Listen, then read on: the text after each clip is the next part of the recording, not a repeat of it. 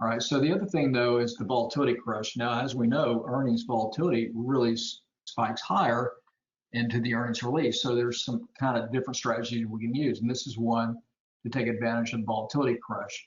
So this is the long iron condor credit spread. And so this is an example on Apple setting this up. And so Apple has a tendency, it has a tendency to kind of have more kind of a within its expected move range. It kind of trades more around what the expected move range is, looking back over its price history. So you can see going into this trade setup, this was last go around, this was on the earnings were going to be on the 4th after the close, and it was traded at 165.79, and then expirations the next day, so one day later. But you can see the short strike going into it, this was going to be selling the 175 was going to be the strike that was going to be selling short, and you can see the implied volatility here going in was 61.41%. So it really kind of moved up quite a bit.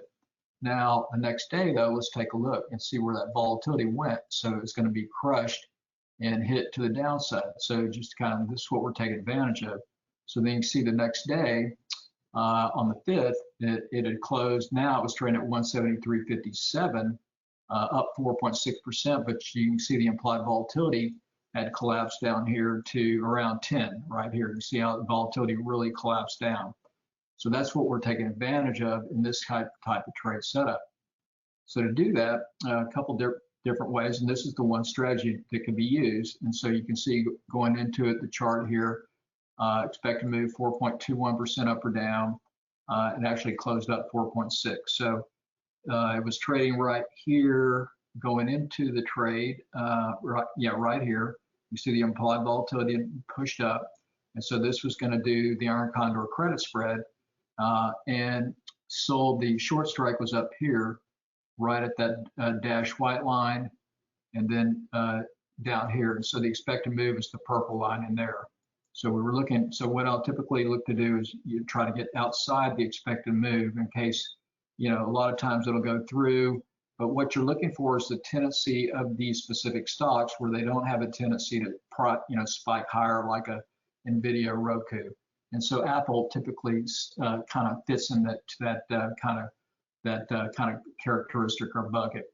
So here's the trade setup on this one, the credit spread. So this was going out, selling the 175, 177.5 call credit spread, and then selling the 157.5, 155 put credit spread. So brought in a maximum credit of $60.60.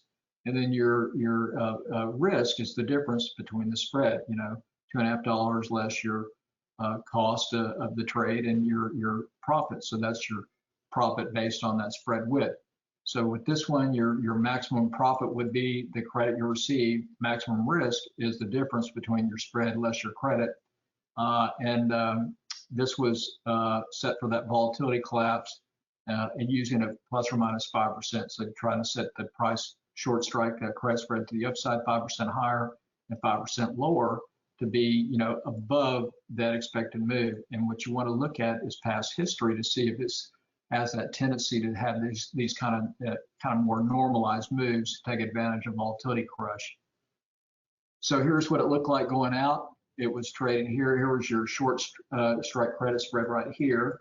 Your short strike put debit credit spread here, and so it's going out right here. So perfect, right between the two short strike spreads, and so that gave it max profit of $60.